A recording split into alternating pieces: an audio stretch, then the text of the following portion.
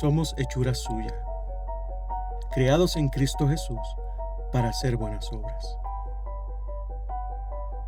El que comenzó en ustedes la buena obra, la perfeccionará hasta el día de Cristo Jesús. Pongan la mira en las cosas de arriba. ¿Qué tienen en común estas palabras? Todas fueron escritas por el apóstol Pablo tras las rejas. Por más oscuras que parezcan las circunstancias, Dios cumple sus propósitos.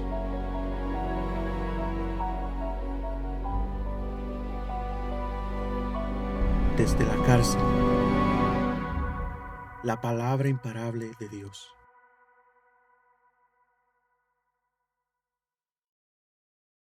Bueno, reciban nuestra bienvenida, especialmente si nos visitan por primera o segunda o tercera vez. Una vez más, mi nombre es Miguel Medina, soy el pastor titular aquí en Crosspoint Español. A todos los que están con nosotros en esta mañana les damos las gracias por traer la iglesia a este salón. A todos los que están viendo nuestra transmisión a través de Facebook Live o están viendo la grabación a través del canal de YouTube, muchas gracias por estar en sintonía. Esta mañana continuamos con nuestra serie Desde la cárcel, la palabra imparable de Dios. Bueno, en esta serie estamos estudiando varias cartas que el apóstol Pablo escribió mientras estuvo encarcelado. La carta a los Efesios, la carta a los Filipenses, la carta a los Colosenses y la carta a Filemón. Pues en esta mañana, ¿sabe qué? Nos toca cubrir el último capítulo del libro de Efesios. Ya llegamos al final de Efesios. Bueno, les recuerdo que el propósito general de esta carta es enseñarnos que nuestra verdadera identidad es mucho más que el país, la raza o el grupo étnico al cual pertenecemos. Y si nosotros hacemos conciencia de la identidad que tenemos en Jesús, si nosotros nos vemos a nosotros mismos a través del mismo lente que nos ve Dios, nuestras vidas van a cambiar. Y nosotros vamos a vivir más y más de la manera en que Dios quiere que vivamos. Mi esposa no está aquí hoy, ella está ayudando a mi hija en un asunto y ella es mi único amén en esta iglesia. Así que uno de ustedes va a tener que encargarse de suplantar a mi pobre esposa. Amén.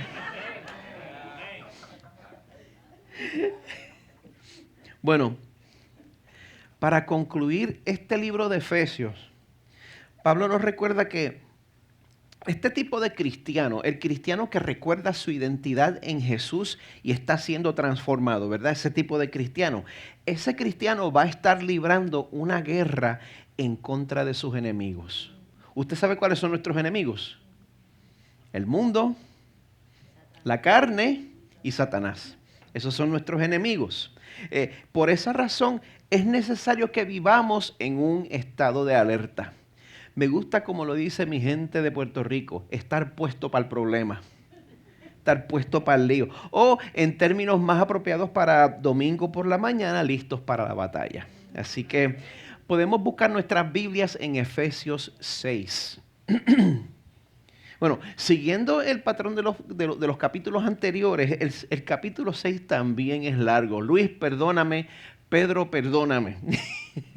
El capítulo 6 es largo, así que lo voy a leer a la par con mi exposición. Pero para que podamos tener una lectura congregacional, quise poner un segmento del capítulo de hoy en pantalla para que todos leamos juntos. Así que vamos a leer juntos en Efesios 6, 10 al 13. La versión que pueden ver en pantalla es de la Nueva Biblia de las Américas. Dice así la palabra del Señor. Por lo demás, fortalézcanse en el Señor y en el poder de su fuerza. Sí, pueden leer junto conmigo. Vamos desde arriba. Por lo demás, fortalézcanse en el Señor y en el poder de su fuerza. Revístanse con toda la armadura de Dios para que puedan estar firmes contra las insidias del diablo. Porque nuestra lucha no es contra sangre y carne, sino contra principados, contra potestades, contra los poderes de este mundo de tinieblas, contra las fuerzas espirituales de maldad en las regiones celestes. Por tanto, tomen toda la armadura de Dios para que puedan resistir en el día malo y habiéndolo hecho todo, estar firmes. Padre que estás en los cielos, te damos gracias porque tu palabra nos informa y tu palabra nos avisa. Señor, esta mañana yo te pido que tu Espíritu nos dé dos cosas que necesitamos: conciencia y consuelo. Necesitamos desarrollar conciencia y necesitamos recibir tu consuelo, Señor. Señor, otórganos la conciencia que necesitamos para recordar que tenemos un enemigo que nos acecha, Señor. Que no vivamos en ignorancia. Ayúdanos, Señor, a saber que tenemos un enemigo que nos estudia, que tenemos un enemigo que aprende nuestras debilidades, Señor. Un enemigo imposible de vencer si tú no estás con nosotros. Ayúdanos a aprender eso, Señor. Pero también, Señor, pedimos que al desarrollar esta conciencia, Señor, que no nos colapsemos y quedemos paralizados por el temor, sino que tu consuelo llene nuestros corazones. Señor, con esa garantía de que tú estás con nosotros todos los días hasta el fin del mundo. En el nombre de Jesús. Amén. Los predicadores tienen una gran debilidad. Es que como tenemos que hablar de tantos temas, muchas veces nosotros fingimos saber de cosas que no sabemos nada. Y yo quiero admitirles en esta mañana que, aunque estoy a punto de hablar del tema de la mecánica automotriz, ¿por qué tú te ríes tan duro de mí? No. A pesar que estoy a punto de hablar sobre ese tema, mire, eso es gracias al internet. Y no hay ninguna otra razón. Hay muchas cosas en las cuales yo le puedo ayudar. Pero si usted se le dañó el carro y tiene preguntas, pues no venga donde mí. Ahí está Rubén Avilés. ¿Quién más? Rubén. Así que bueno, ya que aclaramos ese asunto y estoy manejando las expectativas que usted tiene de mí, este es un servicio público sobre la gasolina de su carro. ¿Puede ver la foto en pantalla? Olvídese del precio. ¿Usted sabe por qué el botón de la gasolina diésel está tan lejos de los otros tres?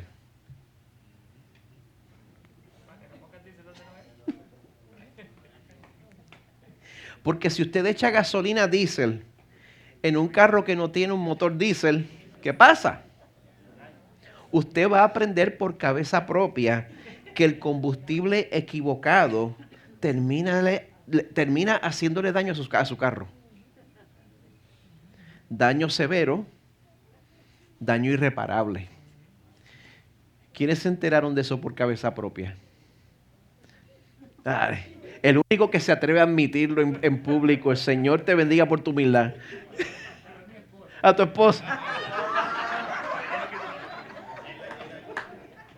En inglés hay una expresión para eso, que es tirarla debajo de la guagua. Echarla para el medio. Amada iglesia, es esencial utilizar el combustible correcto.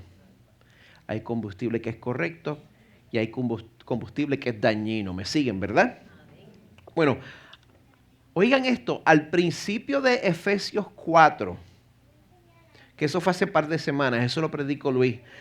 Pablo hace una exhortación a los efesios. Él dice: vivan con toda humildad y mansedumbre, con paciencia, soportándose unos a otros en amor, esforzándose por preservar la unidad del Espíritu en el vínculo de la paz.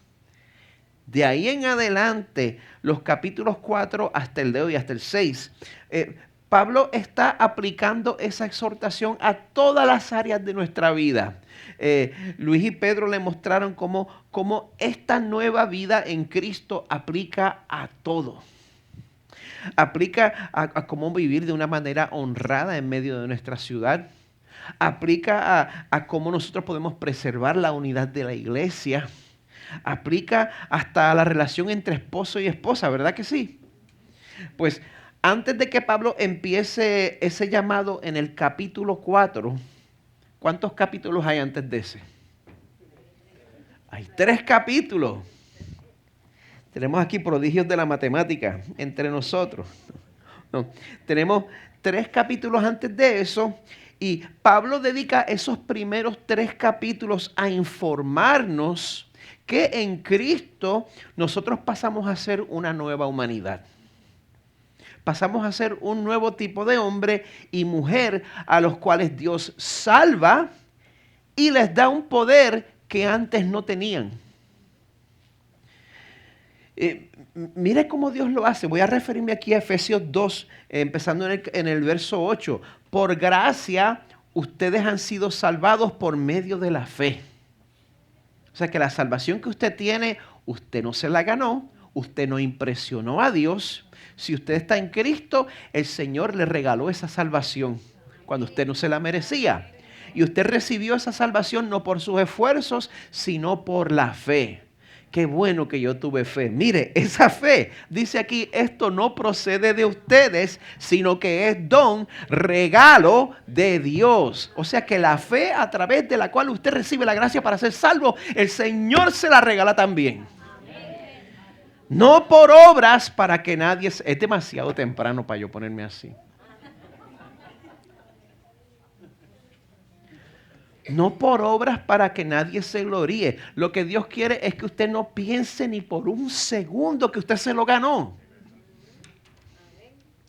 Entonces, después que usted se da cuenta que la salvación es regalada de principio a fin, que venga para acá, que venga para acá. Amén.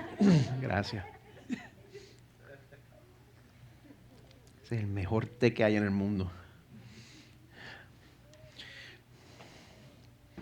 Después que Él nos deja saber que nuestra salvación no tiene nada que ver con nosotros, nos dice, somos hechura suya, creados en Cristo Jesús para hacer buenas obras. O sea que ahí queda, no, yo creo en la elección y en la predestinación completa, gloria del Señor. Yo no tuve nada que ver con eso, pero eso no quiere decir que usted es salvo para vivir como le da la gana. Somos creados en Cristo Jesús para hacer buenas obras, las cuales Dios preparó de antemano para que anduviéramos en ellas. O sea que el Señor es responsable por nuestra salvación, por nuestra santificación y por nuestra consumación, nuestra glorificación. El Señor es responsable de nuestra salvación desde el principio hasta el fin. Es clave que nosotros entendamos estas verdades fundamentales. Si usted no entiende más nada en el cristianismo, entienda esto. Cuando nosotros estábamos espiritualmente muertos, Dios nos dio vida espiritual. A usted no se le ocurrió buscar de Dios. Dios le dio hasta la fe para que creyera en Él. Todo el crédito por nuestra salvación de principio a fin le pertenece exclusivamente a nuestro Padre que está en los cielos. Esta realidad tan chocante y tan escandalosa, esto es el Evangelio. Cuando hablamos de predicar el Evangelio, estamos hablando de esto. Esto es precisamente el Evangelio. Este es el mensaje de Dios que salva. El Evangelio. No tiene que añadirle más nada. Estas son las buenas noticias de salvación.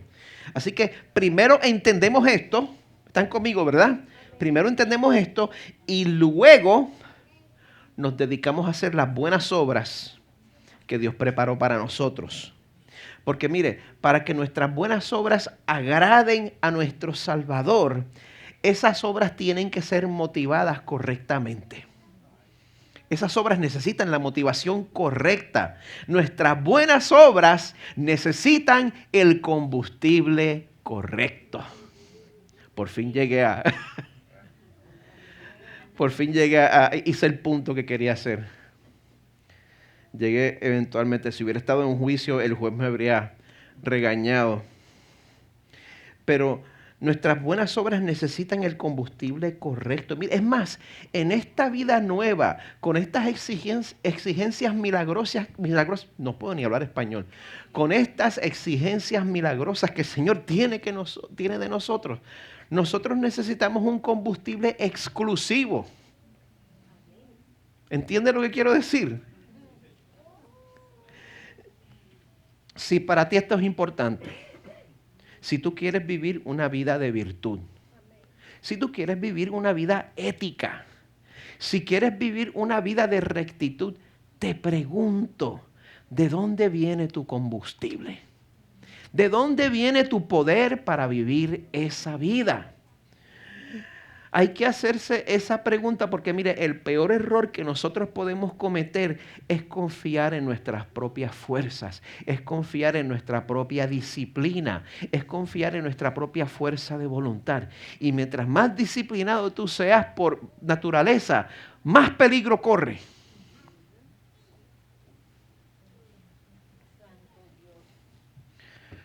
Porque vas a estarle echando diésel a un carro con un motor convencional. Para que nuestras obras agraden a Dios, nosotros necesitamos el poder que viene cuando meditamos constantemente en lo que Jesús logró en la cruz para nosotros. De ahí es que viene el poder para agradar a Dios con nuestras buenas obras. Esto es medio teológico y medio complicado, así que yo quiero que ustedes lo entiendan. Voy a decir una vez más, para que nuestras buenas obras agraden a Dios, nosotros necesitamos el poder que viene cuando meditamos constantemente en lo que Jesús logró en la cruz para nosotros. Eso es lo más claro que un puertorriqueño lo puede decir. Mire, si ese no es el poder detrás de nuestra obediencia, no nos queda ninguna otra esperanza. No nos queda esperanza porque el problema es que si nosotros deseamos vivir para Dios, nos vamos a echar el infierno entero en contra. Y su fuerza de voluntad no va a dar el grado. Tan pronto como el enemigo se entera de que usted quiere tomar su vida en Cristo en serio, eso es como si el infierno tuviera una oficina de servicios sociales y Satanás le asignara su caso a un demonio específico, un demonio que lo conoce usted, un demonio que lee su expediente, un demonio que sabe cuál es su debilidad personal, un demonio que sabe de cuál pata usted cojea, un demonio que se ríe cada vez que usted pasa de nuevo al frente llorando, diciendo que esta vez lo voy a hacer en verdad. Él conoce hasta dónde llega su fuerza de voluntad. No minimice a su enemigo. No se engañe. Vivir para la gloria de Dios es entrar en un estado de guerra. Por esa razón, Pablo concluye el libro de Efesios enseñándonos que si nosotros queremos que Dios transforme nuestras vidas y queremos tener victoria sobre esos pecados que parece que nos vencen una y otra vez, si usted quiere eso, el Evangelio es esencial de principio a fin. Eso es lo que Él nos enseña en esta mañana.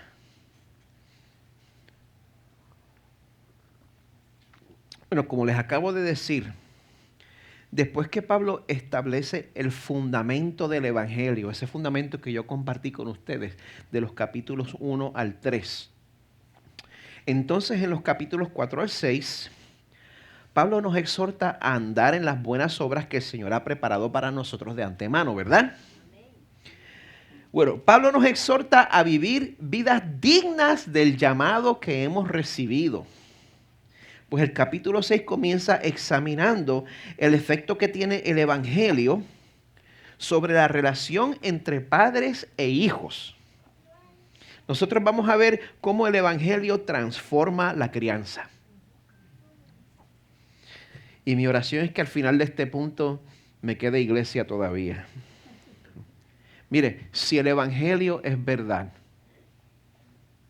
si Jesús, el único hijo que obedeció perfectamente, estuvo dispuesto a ser rechazado para que nosotros pudiéramos ser aceptados eternamente por nuestro Padre en los cielos. Si el Evangelio es verdad, entonces ¿cómo transforma eso la relación entre padres e hijos?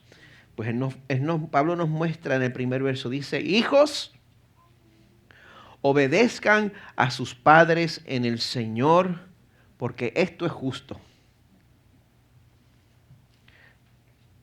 ¿Usted sabe a quién está dirigido esto?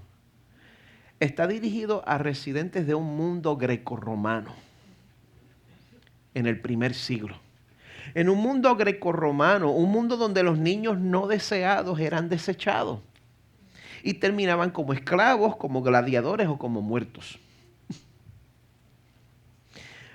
En este mundo, la iglesia en sus principios ya veía a los niños y a las niñas como parte de su comunidad y les daba una importancia sin precedente. Por eso Pablo les habla directamente en este pasaje. Pablo podía haberle hablado directamente a los padres. Les habla a los hijos. El mensaje es sencillo. Niños, a la luz de lo que Jesús ha hecho por nosotros, obedezcan a sus padres. Obedezcan. Esto solo aplica de los 3 años en adelante.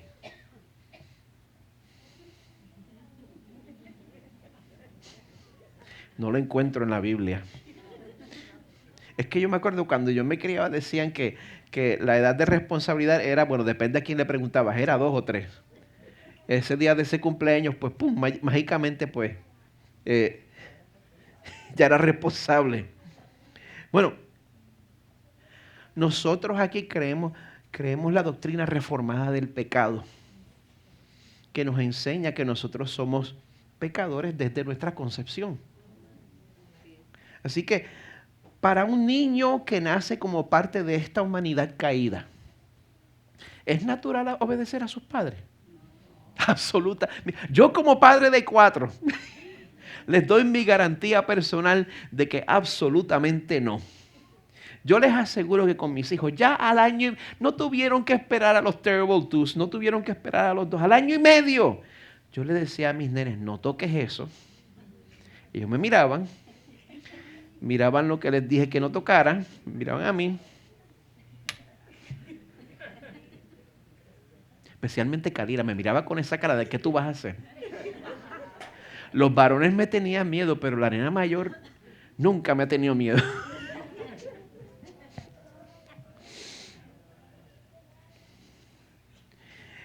Ese fenómeno que aplicaba a mis hijos para entonces, también aplica a su pequeño príncipe, a su pequeñita princesa. Y yo entiendo, nosotros no queremos repetir los errores del pasado, ¿verdad? Junto con la disciplina, nosotros queremos que nuestros hijos sepan que los amamos, ¿verdad que sí? Sin embargo, el mandato bíblico es que nosotros como padres debemos exigir que nuestros hijos nos obedezcan, especialmente cuando son pequeños.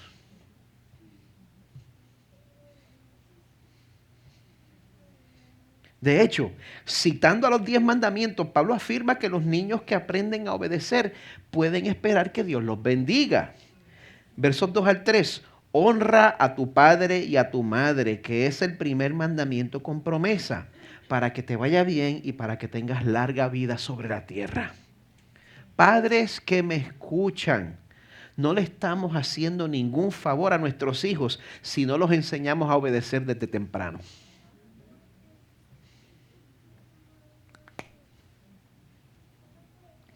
Lo que estoy a punto de decir no va a ser muy popular, pero muchos padres cristianos y abuelos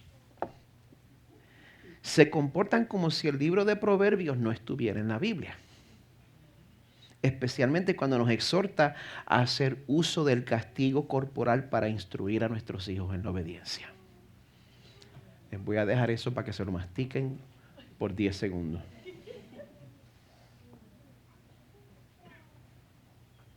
Proverbios sigue estando en la Biblia.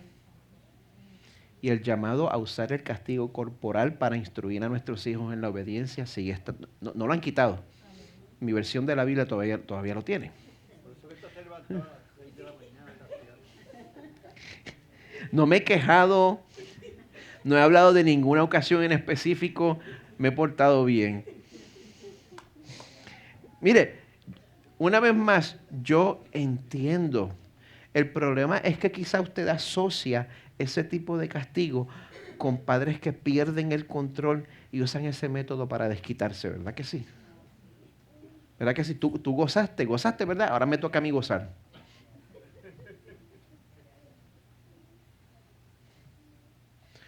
Eso no es de Dios. Usted no está ministrando a su hijo cuando lo disciplina de esa manera. Yo le propongo que el Espíritu Santo nos da el poder para que nosotros podamos aplicar ese tipo de castigo sin ira. No estoy exagerando. Y si el Espíritu Santo no tiene poder para eso, no tiene poder para nada. El Espíritu Santo tiene poder para ayudarnos a aplicar eso sin ira. Y si nos damos cuenta que estamos enojados, ese es el momento de usted aguantar sus manos y esperar que se le pase. Porque como dice Santiago 1:20, la ira del hombre no obra la justicia de Dios. Aún a la hora de disciplinar a nuestros hijos.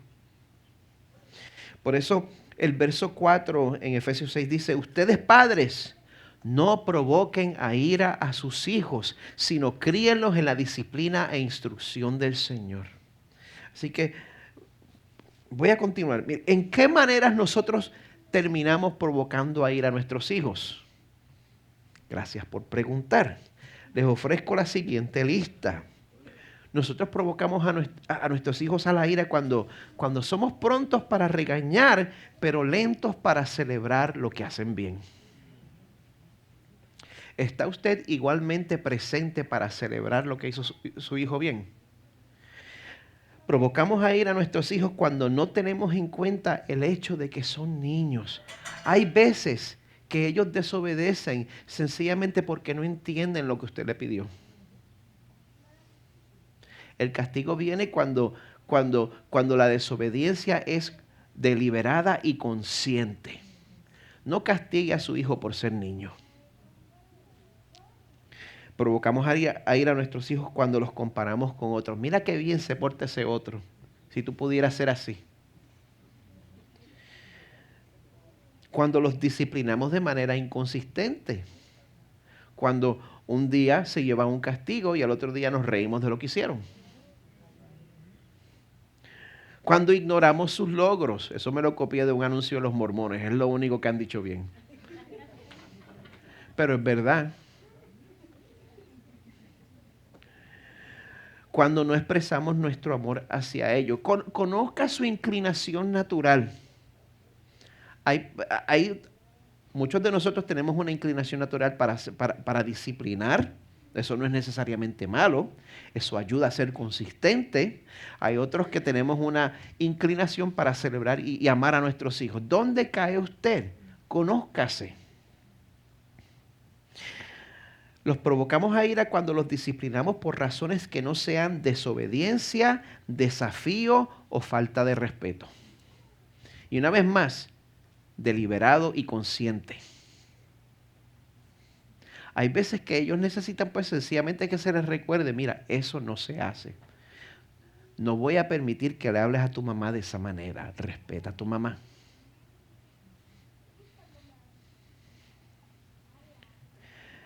Los provocamos a ira cuando los presionamos para que persigan nuestras metas y no las de... Este no es el siglo XVIII.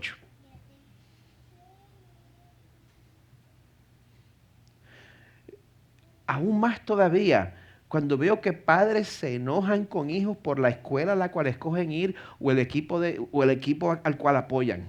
Arrepiéntase.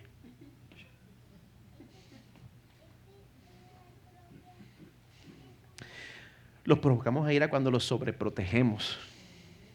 Y los provocamos a ira cuando no ofrecemos el perdón de Jesús después de disciplinarlos. Esa era una parte esencial de la disciplina de nuestros hijos cuando eran pequeños. Perdón.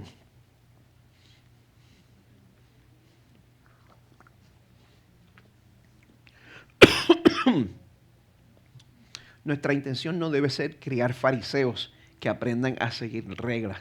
Nuestra intención es que cuando nuestros hijos fracasan, nosotros los apuntemos hacia Jesús, que tomó nuestro lugar en la cruz y nos perdona completamente. Aún a un niño usted le puede presentar eso. Así que si usted está dentro del 1% que no quedó enojado conmigo después de esta sección, y si usted siente convicción de parte del Espíritu y quiere que Dios le muestre cómo aplicar esto a su familia, mire, yo estoy disponible para reunirme con usted. Porque someternos a Dios en esta área no depende de nuestra fuerza de voluntad, depende del hecho de que Jesús hace nuevas todas las cosas.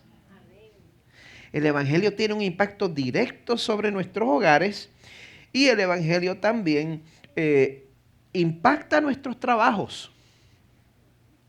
Ahora bien, antes de entrar en esta sección, hay que admitir que el verso 5 no dice empleados obedezcan a su jefe. ¿Verdad que no dice eso?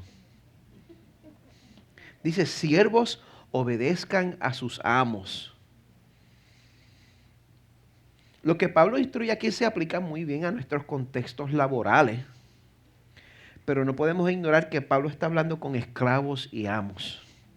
Está hablando a una sociedad donde existe la institución de la esclavitud. Hay que ser sinceros aquí porque cuando se habla del tema de la esclavitud, por lo menos lo que viene a mi mente es el sistema de esclavitud que se utilizó para colonizar el Nuevo Mundo en los siglos XVI al XIX. Un sistema en el cual los esclavos podían ser comprados, vendidos o poseídos de por vida. Un sistema donde los esclavos podían ser obligados a trabajar o a reproducirse con su llamado dueño. Un sistema donde los esclavos y los hijos de los esclavos también se consideraban como propiedad. O sea, que los esclavos podían transmitirse de generación en generación. Esa esclavitud fue practicada en el Caribe, en los Estados Unidos, fue apoyada por las potencias europeas y fue la base de gran parte de la riqueza de los Estados Unidos. Y era un sistema basado en la raza del individuo. Un sistema que no tomaba en cuenta el hecho de que la persona esclavizada era portadora de la imagen de Dios y ni siquiera se le consideraba como ser humano. Ese fue el tipo de esclavitud que construyó a las Américas.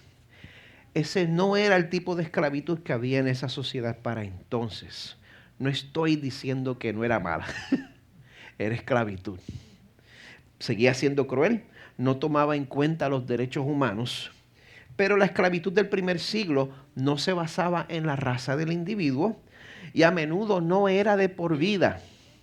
La gente caía en este tipo de esclavitud por otras razones, por ejemplo, ser conquistados en guerra o no poder pagar deudas. Esa era una manera de pagar deudas para entonces.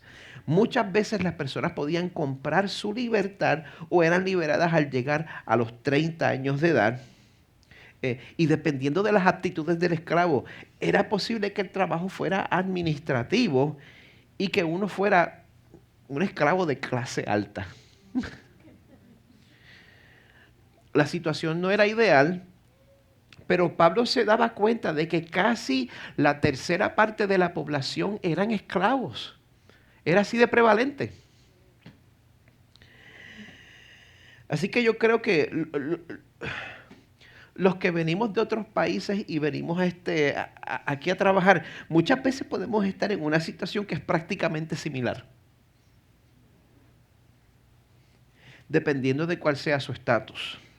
Es por eso que esta sección aplica bien a nuestra ética laboral y también yo creo que estas instrucciones sembraron las semillas que contribuyeron a la abolición de esta institución tan abominable. Pablo dice, comenzando en el verso 5, siervos, obedezcan a sus amos en la tierra, con temor y temblor, con la sinceridad de su corazón, como a Cristo. Hay trabajos y hay jefes que se merecen su esfuerzo, ¿verdad? Y hay trabajos y jefes que no se lo merecen tanto, ¿verdad? ¿Quién dice amén? No importa cuál sea tu situación, la exhortación es la misma. Trabaja para tu jefe como si fuera el mismo Jesús. Date cuenta de que tu jefe es Jesús. Tu jefe es Jesús. Tu jefe es Jesús. Verso 6.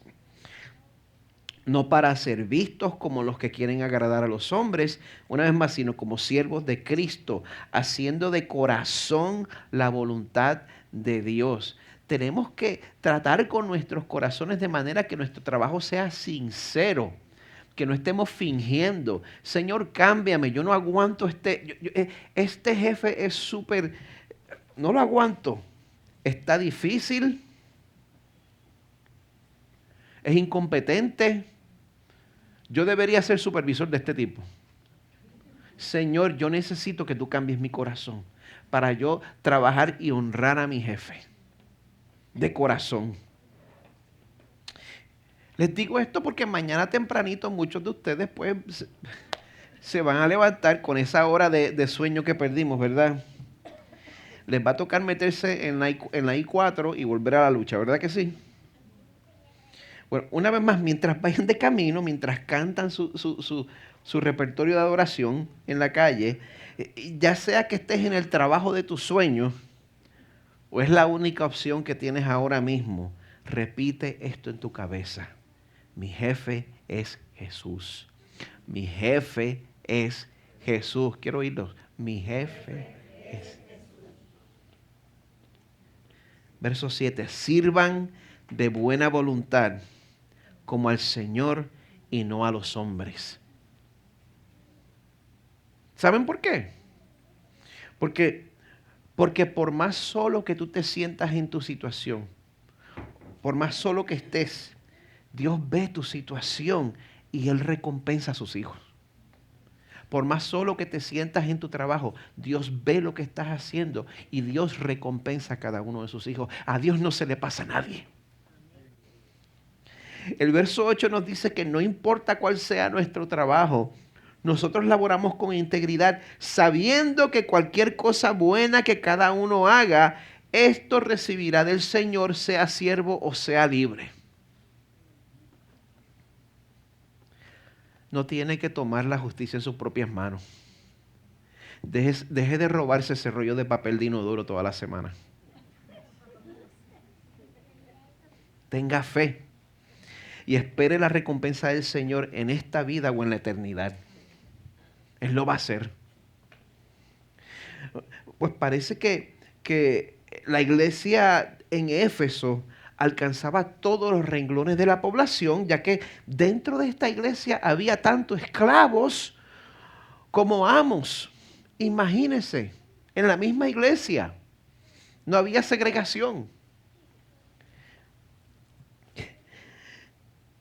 Había mucho que cambiar, había mucho que mejorar, pero las semillas del cambio fueron sembradas cuando Dios hace este llamado a tratar a todos con igualdad y con dignidad. Dice el verso 9, ustedes amos, hagan lo mismo con sus siervos y dejen las amenazas, sabiendo que el Señor de ellos y de ustedes está en los cielos y que para Él no hay acepción de personas. Nuestro estatus no impresiona al Señor. Si Dios está hablando a tu corazón ahora, mira, yo quiero que tú tengas esperanza. Porque una vez más, someterse a Dios no depende de tu fuerza de voluntad, sino del hecho de que Jesús hace nuevas todas las cosas. ¿Recuerdan eso, verdad? Bueno, la vida nueva que tenemos en Cristo impacta directamente nuestra ética laboral y la manera en que entendemos el Evangelio también tiene un impacto directo sobre las luchas espirituales que vamos a enfrentar. Usted no tiene que ir a un campamento especial para tomar un entrenamiento básico. Muchas veces nosotros vemos las películas y nosotros tenemos las expectativas de las películas de terror en cuanto a los exorcismos y demás. Pero esta es la batalla espiritual en la cual usted va a estar envuelto la mayoría de su vida. Y esa es la batalla más cruenta y más difícil que usted va a librar.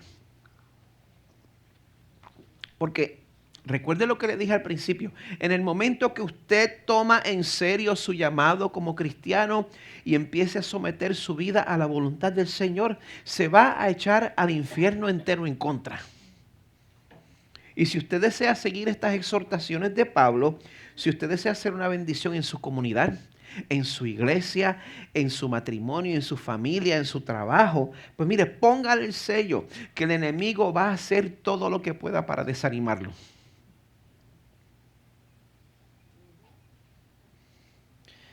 Así que Pablo en esta sección usa el concepto de la armadura de una manera metafórica para que nos demos cuenta de que Dios nos protege cuando nos mantenemos conectados a Él y a la verdad del Evangelio. Lo que aplica a nuestra salvación, aplica a nuestra lucha en contra del enemigo. Hay que mantenerse conectado a la verdad del Evangelio. Verso 10 en adelante. Por lo demás, fortalezcanse en el Señor y en el poder de su fuerza. Revístanse con toda la armadura de Dios para que puedan estar firmes contra las insidias del diablo, tretas, acechanzas. ¿Cómo opera nuestro enemigo? Más que nada, Satanás es el engañador y es el acusador. Más que nada, él busca engañarnos a través de acechanzas, tretas, insidias y artimañas. Nota, si a usted le gusta participar en chisme, si a usted le gusta participar en drama y en intriga, ese es el modus operandi del enemigo. De hecho, aun cuando nuestras pruebas y problemas llegan a través de otras personas, de otros agentes secundarios, la verdad es que esas personas están siendo usadas como títeres. Dice el verso 12, nuestra lucha no es contra sangre y carne. No es ese jefe que le tiene la vida de cuadrito.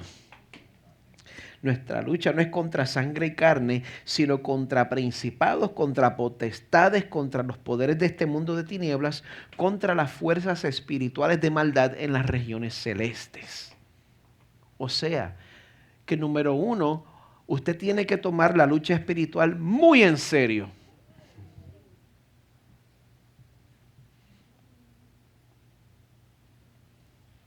A mí me enseñaron de niño, un corito de niños, 1, 2 y 3. Satanás no tiene poder. 4, 5 y 6, lo piso con el pie. 7, 8 y 9, no importa si le duele. ¿Fui yo el único que creció en esa iglesia? 2 manos, gracias, muchas gracias. El punto que quiero hacer es que la lucha espiritual no es así. Satanás está sujeto al Señor. Satanás rinde cuentas al Señor cuando el Señor los llama a rendir cuentas como vimos en Job. Pero no se engañe ni por un momento. El mundo angelical son potestades superiores. Hay que tomar nuestra lucha muy en serio. Nuestros enemigos verdaderos residen en el mundo angélico. Son ángeles caídos, son potestades superiores. Si Dios no nos ayuda, no tenemos esperanza. Por eso el verso 15 nos dice, por tanto, tomen toda la armadura de Dios para que puedan resistir en el día malo y habiéndolo hecho todo, estar firmes. Otras versiones dicen permanecer de pie al fin de todo. Papa es veterano. Al fin de una guerra, ¿quiénes son los que quedan en pie? Los que permanecen en pie. Los vivos. Papa lo dice de la mejor manera posible. Los vivos, los que quedaron, ¿verdad? Los que sobrevivieron, esos son los que permanecen en pie. Los demás son los caídos. ¿Cómo podemos ser parte del grupo de los que están vivos?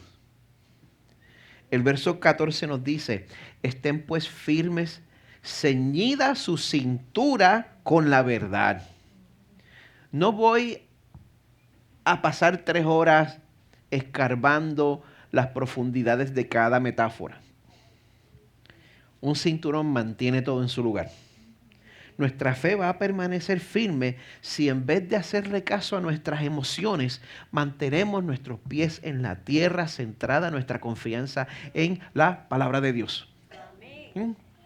Es por eso que Jesús, cuando intercede por nosotros, dice Juan 17, santifícalos en la verdad. Tu palabra es verdad. Así que ceñida nuestra cintura con la verdad, revestidos con la coraza de la justicia. La justicia más importante en nuestras vidas, la rectitud más importante en nuestras vidas es la que nos es imputada cuando creemos en Jesús. Si no tienes eso, no tienes nada. Pero cuando Dios nos declara justos y nos da y nos imputa ese tipo de justicia, eso nos da el poder para vivir en rectitud más y más. Y eso también nos protege del enemigo. El verso 15 nos exhorta a tener calzados los pies con la preparación para anunciar el evangelio de la paz. ¿Cuán preparado estás para anunciar el evangelio? Estamos preparados para defender a nuestros candidatos políticos, ¿verdad que sí? Estamos listos para discutir a quién eliminaron de mi reality show favorito, ¿verdad que sí? Te puedes meter en un conversatorio de eso. Pero estamos listos para reconocer cuando una persona está abierta a recibir las buenas noticias de salvación en Jesús. ¿Estamos listos para eso? Practicamos el ritmo de vida de conexión. Los que tomaron el curso de partícipes quizás se acuerdan. El ritmo de vida de conexión, donde buscamos conocer a la gente que Dios pone en nuestras vidas, conocer sus inquietudes, conocer sus anhelos, y hasta ensayamos en el espejo para estar listos para presentar a Jesús como el único que puede satisfacer los anhelos del alma. Buscamos estar listos para eso. Estamos listos para predicarnos el evangelio a nosotros mismos. Estamos listos para asegurarnos a nosotros mismos del amor de Dios cuando nos sentimos en medio de un punto bajo emocional y no hay nadie que nos pueda ayudar. No estás solo. Predícate el evangelio a ti mismo. Tú vas a ver cómo el Señor te cambia. Es en los momentos de duda que el enemigo nos ataca y nos tienta a abandonar nuestra fe.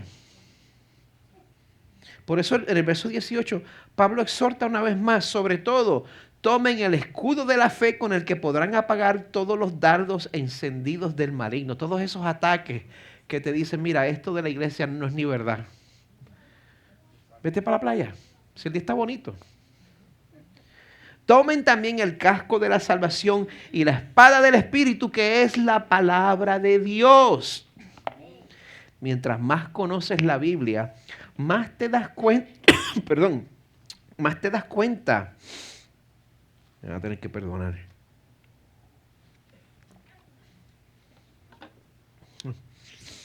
Mientras más conozcas la Biblia, más te vas a dar cuenta de que por feas que se vean tus circunstancias, el Dios que te salvó nunca te va a abandonar.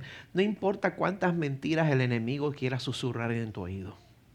Mientras más conoces la Biblia, más seguro estás de que el Señor no te va a dejar. Pues en adición a conocer la palabra de Dios, Pablo también ve la oración como otra arma en el arsenal, tanto para los efesios como para él también. Versos 18 al 20, con toda oración y súplica, oren en todo tiempo en el Espíritu, y así velen con toda perseverancia y súplica por todos los santos. Oren también por mí, para que me sea dada palabra al abrir mi boca, a fin de dar a conocer sin temor el misterio del Evangelio. Muchas veces no tenemos la oportunidad de compartir el Evangelio porque no se lo pedimos al Señor. Y muchas veces no se lo pedimos al Señor porque sabemos que el Señor va a conceder esa petición. Amén.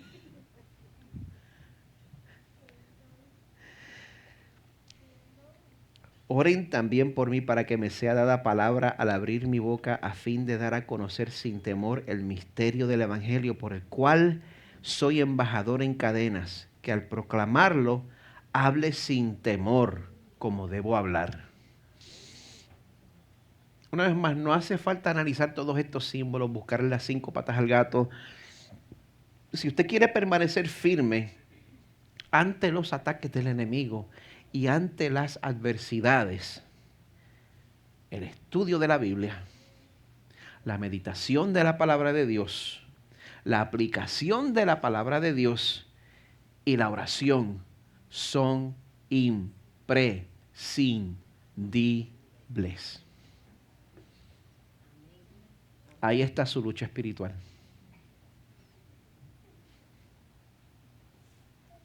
Estudio de la Biblia, la meditación de la palabra de Dios, la aplicación de la palabra de Dios y la oración. Pues por esa razón, mira, el enemigo va a tratar de distraerlo a usted para que usted no le dé a estas disciplinas la prioridad que deben tener en su vida. El pastor Tony Merida escribe lo siguiente: Satanás no quiere que tengamos las palabras adecuadas ni que seamos valientes al pasar por conflictos. La evangelización es una guerra espiritual. La cultura, nuestra sociedad, se opone a ella, por lo que necesitamos el poder de Dios para hacerlo fielmente. Necesitamos el poder de Dios. Y Dios derrama su poder sobre los que se acercan a Él. Bienaventurado el varón, dice Salmo 1, que no anduvo en consejo de malos, ni estuvo en camino de pecadores, ni en silla de escarnecedores se ha sentado, sino que en la ley de Jehová está su delicia, y en su ley medita de día y de noche. Será como árbol plantado junto a corrientes de agua, que da su fruto a su tiempo y su hoja no cae, y todo lo que hace prosperará. Hasta ahí lo voy a dejar. No así los malos, que son como el tamo que arrebata el viento, pero cuando nosotros nos acercamos al Señor, el Señor nos da firmeza. Y si buscamos nuestra firmeza en Dios, Él va a estar a nuestro lado a través de toda lucha espiritual. Él no lo va a abandonar. Él no lo va a abandonar. Y también el Señor nos va a fortalecer a través de las despedidas que tengamos que pasar en nuestras vidas. Ustedes dos. El Señor, el Evangelio nos ayuda a través de las despedidas. Y en este momento Pablo se despide de su público, de la iglesia en Éfeso.